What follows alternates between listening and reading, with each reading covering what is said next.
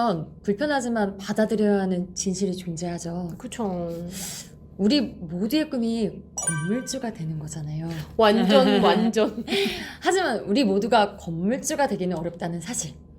하지만 다행히도 건물주 간접 체험을 할 수 있는 길이 있어요. 오. 바로 부동산 투자 회사의 주식을 통해 건물에서 나오는 수익을 배당받는 리츠인데요. 리츠가 뭐냐면요. 네. 그 커피 한 잔 값으로 부동산에 투자한다는 뭐 이런 광고 많이 보셨을 것 같아요. 네네네. 현실적으로 커피 한 잔 값을 5,000원이라고 한다면 이 5,000원으로 과연 부동산을 살 수 있을까요? 못 사죠. 없겠죠. 네. 그래서 나처럼 부동산에 투자는 하고 싶은데 네. 여윳돈이 없는 사람들은 여러 명이서 돈을 모아서 부동산에 투자를 하고 거기서 운용해서 발생하는 임대 수입이나 매각에 대한 차익이나 혹은 뭐 개발에 대한 수익도 있겠죠? 네네. 이러한 수익을 투자한 모두에게 분배해 주는 거라고 보시면 돼요. 오. 펀드긴 펀드인데 다만 부동산이라는 실물에 투자한다는 게 가장 큰 특징인 거예요. 네. 그래서 이름도 보시면 리츠라고 하는 거거든요. 네네. 그럼 이게 조금 더 안전성이 더 느껴지네요. 부동산을 직접 투자하는 것보다는 네네. 아무래도 전문가가 또 알아서 투자를 해주는 거기 때문에 네. 조금 더 안전하다라고 하면 안전할 수 있는 거죠. 그럼 이것도 죄송해요. 진짜 제가 궁금해서 그러는데 이것도 또 중간에 펀드 매니저처럼 누군가 그래서 부동산 펀드라고 하는 거고요. 그러면 지금 이게 어떻게 뭐 부동산 펀드랑 좀 같은 거예요? 아니면 뭐 좀 다른 거예요? 부동산 펀드라고 하면 네. 약간 리츠랑은 이란성 쌍둥이 같은 존재라고 보시면 돼요. 쌍둥이인데 비슷한 얼굴을 하고 있긴 하지만 네. 다른 점이 있다라는 거죠. 오. 그 리츠와 부동산 펀드 두 상품은 모두 기관이나 개인 자금을 모아서 부동산에 투자를 하고 네. 수익을 얻는 금융상품인 거는 동일해요. 동일하고. 그리고 소액으로도 부동산에 투자를 할 수 있어서 임대 수익이나 매각 차익에 따른 수익을 얻을 수 있다는 것도 동일하고요. 네. 하지만 차이가 있다라고 하면 우리 입장에서 봤을 때 리츠라는 건 부동산 투자 회사에 투자를 하는 거고요. 네, 회사에. 부동산 펀드는 실물 그 부동산 자산에 투자를 하는 거예요. 음. 그래서 리츠는 주식을 발행해서 자금을 모집하고 그 돈으로 부동산이나 관련 상품에 투자를 해서 이익을 돌려주는 회사인 거예요. 즉 리츠를 투자한다라고 하는 거는요. 네. 그 부동산 투자 회사의 지분을 매입해서 가치를 공유하는 거라고 보시면 좀 될 거예요. 회사의 지분을 매입해서 하는 그쵸. 거. 네. 하지만 부동산 펀드를 투자한다라는 것은 우리 같은 그 개미들이 하나의 조합을 이뤄서 오피스나 빌딩 같은 거를 매입하는 거라고 보시면 돼요. 그러면 이 두 상품의 가장 큰 차이점? 그런 건 뭐예요? 가장 큰 차이점이라고 하면요. 네. 유동성이라는 거를 꼽아볼 수가 있어요. 유동성이요. 네. 여기서 말하는 유동성이라고 하면요. 자산을 현금으로 전환을 하는 걸 말하는 건데요. 네. 현금화가 되냐? 안 되냐라고 따지면 조금 더 쉬울 것 같아요. 이 부동산 펀드 같은 경우는요. 통상 3년에서 5년 만기에 폐쇄성 상품으로 출시가 돼요. 폐쇄성 상품으로? 네. 이 네. 폐쇄형이라는 거는 만기에만 찾을 수 있고 네. 그 전에 돈이 필요해도 찾을 수가 없다라고 하는 건데요. 왜냐면 이 펀드가 부동산을 편입해서 매각하는 시점까지 여러 투자자들이 하나의 조합을 이루는 셈이기 때문에 네. 펀드가 청산이 되는 시점까지 환매가 불가능해요. 하지만 가능하기도 해요. 왜냐면 이때는 한 10% 정도 네. 환매 수수료를 내야 한다는 단점이 있긴 한 거죠. 즉 결론은 네. 부동산 펀드의 경우에는 현금화하는 게 조금 어려워요. 그럼 리츠는 어떨까요? 쉽겠죠? 그렇죠. 아무래도. 네. 리츠라는 거는 네. 주식시장에 상장이 돼서 사고 파는 게 굉장히 자유로워요. 그러면 현금화하기가 되게 쉬운 거죠. 그렇죠. 그리고 환매 수수료도 따로 없어요. 네. 그럼 이거 ETF랑 똑같은 거 아니에요? 비슷하죠. 맞아요. 예. 일반 주식 거래와 마찬가지로 네. 원하는 시점에 매매가 가능하고요. 네. 판매 수수료도 말씀하신 것처럼 없어요. 그렇다면은 ETF처럼 네. 주식 어플에서도 거래가 가능하다라는 말인데요. 네. 여기서 리츠라고 검색을 해보면요. 그 네. 이제 어플에서요. 네. 뭐 롯데리츠, 신한 알파리츠, A리츠, 뭐 K탑 리츠 이렇게 많은 리츠들이 상장이 되어 있어요. 와. 그러면 이게 또 다른 뭐 차이점이 있는 건가요? 있죠. 네.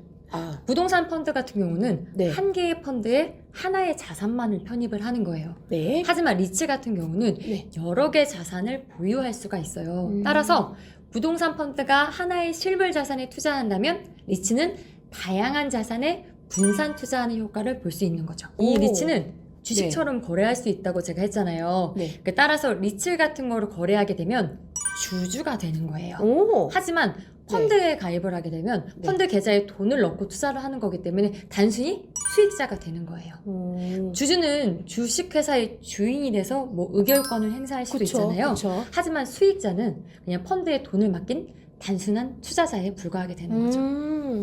아, 그러면 지금 계속 듣다 보니까 저는 솔직히 ETF도 설명을 되게 잘 해주셨는데 ETF보다 리츠에 더 마음이 가거든요.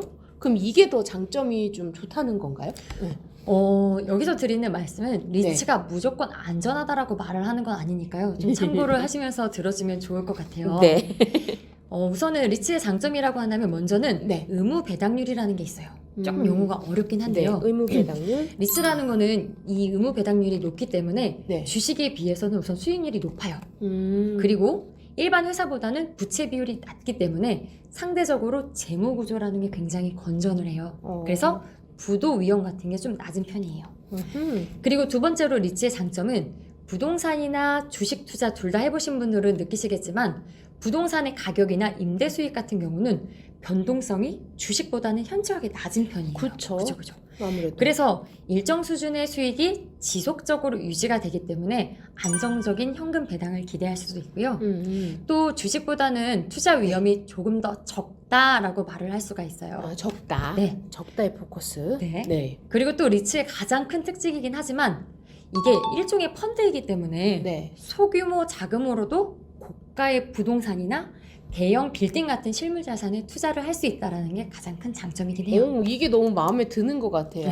그러면 왜 방금 전에 그 의무 배당률이라고 말씀을 해주셨잖아요. 그러면 이제 의무 배당률 같은 경우는 이게 그러니까 손해가 있건 없건 간에 뭐 몇 프로는 의무적으로 배당금을 주겠다. 뭐 그런 개념인 거예요? 말이 좀 의무 배당률이라고 해서 좀 헷갈리실 수 있을 것 같은데요. 네네. 이 리츠라는 거 안에서 법에서 정해진 게 있어요. 의무 배당률이라고 해서 네. 어느 정도는 투자자들에게 배당을 해주라는 거지만 사실 이게 의무라고 한다고 해서 매월 혹은 뭐 매년 얼마씩 해줘라 라는 건 아니에요.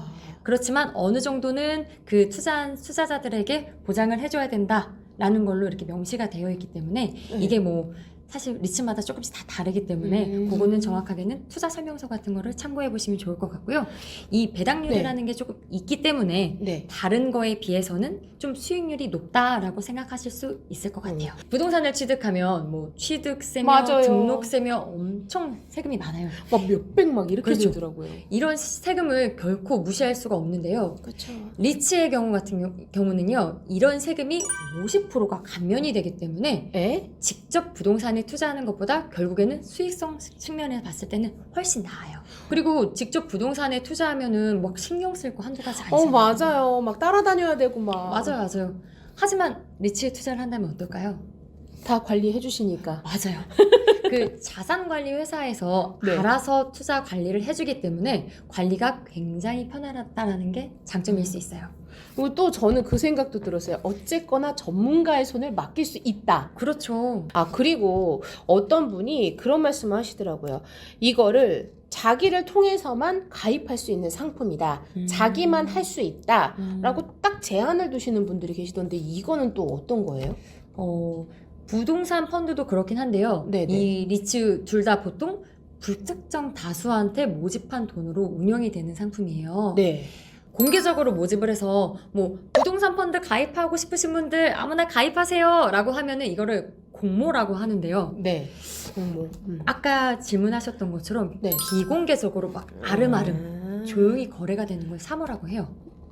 이전까지는 대다수의 부동산 펀드나 리츠는 그 정부 규제를 덜 받고 선택된 사람들만 참여를 할 수 있었어요. 네. 하지만 요즘에는 재산세 감면 혜택 기대 같은 게 있기 때문에 보통 공모 방식으로 점점 늘어나는 추세이긴 해요. 그렇기 때문에 누구든지 부동산 관련해서 펀드나 리츠를 가입하고 싶다면 가입이 가능한 시대가 된 거죠. 근데 지금 말씀을 해주셨을 때 그 비공개적으로 진행되는 게 사모? 맞아요. 네. 사모펀드. 그 사모펀드라는 게 솔직히 비공개라는 게 뭐 더 좋은 것 같은 메리트가 확 느껴졌는데 요거를 또 알 수 있는 방법은 없어요? 뭐 아니 사실- 알아둬야 되나? 펀드 매니저. 네. 사모 같은 경우는 네. 우리 같은 일반인들이 하기에는 힘든 게 네. 가입 제한이 있어요. 왜냐면 아. 가입 금액의 제한이 있기 때문에 사실 펀드라는 것 자체가 아까도 얘기했던 것처럼 소규모의 자금을 우리 같은 네. 개미들이 소규모의 자금을 모아서 투자를 하는 격인데 네. 사모펀드 같은 경우는 좀 이제 자산이 많으신 분들 막 이렇게 그죠? 막, 혹은 어? 기관 투자자분들 그런 분들 위주로 이렇게 열려 있는 시장이기 때문에 우리 같은 일반인들이 조금 접근하기는 어렵다고 볼 수가 있어요. 큰손 펀드 그렇게 그렇게 생각하면 그렇게 되죠? 생각하시면 될 것 같아요. 오, 또 새롭게 또 알게 되네요. 그래서 건물주는 되고 싶은데 네. 그럴 돈은 없으셔가지고 망설이시는 분들이 있을 거예요. 이번 기회에 이 영상 보시고 우리 같이 한번 건물주가 돼보는 건 어떨지 싶은데요. 리치 필수인 것 같습니다.